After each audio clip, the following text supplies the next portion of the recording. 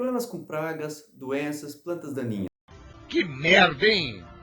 Parece que a solução é apenas uma só, não é mesmo? Agroquímicos, agrotóxicos, defensivos agrícolas. Ou, no mais pejorativo dos casos, veneno.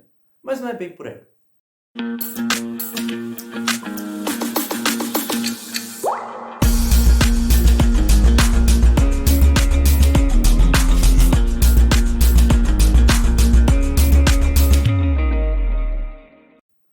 Olá, seja muito bem-vindo ao canal Menino Descomplica o Agro. Eu sou Giliade Corrêa Menino, sou engenheiro agrônomo. E eu criei esse canal com o propósito de trazer novas informações sobre o agro, curiosidades, novidades e de uma forma mais abrangente, que tanto um agricultor, o agrônomo, estudante de agronomia, biologia ou até aquela pessoa aleatória aqui no YouTube possa acompanhar algumas dessas curiosidades. Então o vídeo de hoje é para falar sobre os agroquímicos, quando usar, por que usar, quais são os riscos, quais são as medidas que devemos tomar cuidado e entre outros assuntos. Bem, o primeiro assunto deles, né, por que usamos agroquímicos? Por que são tão comuns aqui no Brasil, né? Quer dizer, às vezes não. Há diversas razões por que usamos agroquímicos, seja pelo preço, seja pela praticidade, pelo conhecimento que tem sido passado. Por exemplo, aqui no Brasil, 50 anos atrás, que já estava usando glifosato, entre outros agroquímicos. E é muito prático isso, tanto para o agricultor familiar quanto o grande agricultor, né?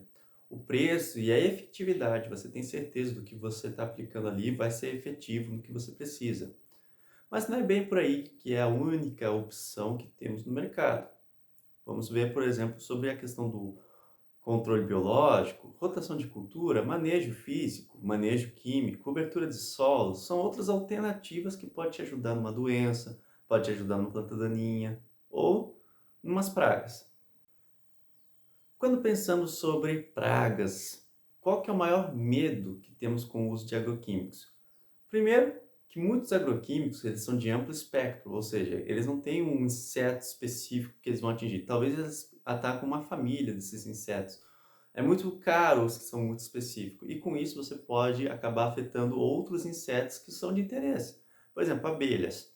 Abelhas sofrem muito com a aplicação de agroquímicos de amplo espectro. Outro entrave que acontece também no caso de pragas é que você está aumentando a resistência. Vamos ver um percevejo. O percevejo marrom, com 30 dias, você já consegue ter do ovo até o adulto, uma geração. E então, se você está usando o mesmo veneno para aquela propriedade, naquele mesmo tempo, naqueles mesmos insetos, você está aumentando a pressão de seleção. Com isso, você aumenta a chance de ter resistência. E qual que é o problema de se ter uma resistência? É que daqui para frente o seu agroquímico não vai ter mais efeito, ou vai ter um efeito muito reduzido, não vai afetar como afetava antes a sua praga. E com isso você vai ter que achar outro agroquímico. Será que tem no mercado? Ou se não, tem que desenvolver. Quanto tempo vai levar para desenvolver? Quanto vai gastar? Então não é muito interessante. Veja agora aqui nesse exemplo que eu vou mostrar o que acontece com a resistência. Isso serve também para plantas daninhas e para os patógenos. Imagine que você tem uma propriedade sendo atacada por diversas pragas. Algumas delas são resistentes a agroquímicos, essas que estão com a bolinha azul, e outras não são resistentes, essas que estão sem a bolinha azul. Elas estão atacando sua propriedade, tem um certo número considerável delas, e você decide aplicar um agroquímico.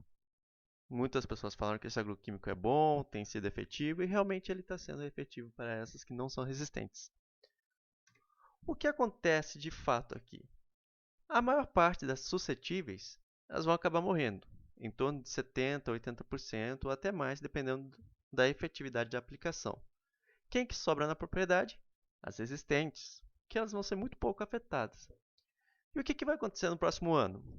Bem, você tirou um grande número dessas lagartas, as resistentes não têm competição entre elas, elas vão se reproduzir e vão aumentar seu número. No próximo ano, você vai ter um maior número de resistentes. E algumas não são, aquelas que sobreviveram daquela primeira aplicação. O erro está aqui. Por quê? Muita gente vai pensar, funcionou muito bem o agroquímico ano passado, vou aplicar novamente esse ano. Porém, você está simplesmente aumentando a pressão de seleção. Você está, em outras palavras, você está matando aquelas que sobreviveram das suscetíveis e deixando só as resistentes na propriedade. E o que acontece no terceiro ano? Uns 90% vão ser resistentes. E, em outras palavras, o seu agroquímico acabou sendo inutilizado. Por quê? A resistente ela não vai ser afetada, seu agroquímico vai ser muito ineficiente. Você vai ter que trocar o seu agroquímico ou a sua estratégia porque não vai fazer mais nada, vai ser desperdício de dinheiro usar o mesmo para essas pragas. Mas menino, então o que eu devo fazer? Devo parar de usar agroquímicos? Não, não é bem por aí. Temos um leque de alternativas. Temos que usá-las elas de acordo com as nossas condições e no nosso alcance. Por exemplo, uma rotação de cultura é uma forma de controle. Ah, uma cobertura de solo é outra forma de controle. Simplesmente tirar plantas infectadas ou que podem ser hospedeiras para pragas e doenças é outra forma de controle. Então a gente tem que entender que o agroquímico ele é também uma forma de controle. De preferência, essa seria a minha opinião, ele devia ser a última a ser usada, quando você já usou todas as possíveis e não há outro recurso. Então você tem que entrar com esse agroquímico e tendo todo o cuidado. Atrás dos agroquímicos, ou qualquer agrônomo vai mostrar para você qual que é a maneira correta de aplicar, qual que são as condições que deve ser usada para aumentar a eficiência dele e reduzir os danos que ele pode causar a você e ao meio ambiente. Uma das coisas muito importantes acerca do uso do agroquímico é o momento de se aplicar. Será que quando você vê uma praga na sua cultura já é a hora de você aplicar? Depende. Você tem que ter uma noção de quantas plantas estão sendo atacadas, qual que é o tamanho da sua propriedade, quantas pragas ou patógenos estão aparecendo. Você tem que fazer essa contagem, tem que ter esse controle para tentar reduzir ao máximo o uso de agroquímicos e quando for usar, você usar ele da maneira mais eficiente e no momento exato, que você vai ter maior retorno.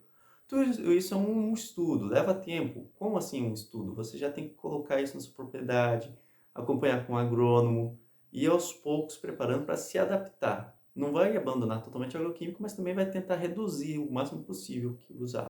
Muito bem, muito obrigado por ter acompanhado esse vídeo até aqui. Eu tentei fazer um vídeo mais curto porque ainda estou testando umas coisas e outros detalhes, trazendo informações. Por favor, coloque aqui embaixo nos comentários o que você achou, algumas dicas, sugestões que você gostaria de ver, o que você achou do vídeo, o que precisaria mais. Que o meu intuito é trazer essas informações de uma maneira mais acessível a todos os públicos. Muito obrigado e até mais!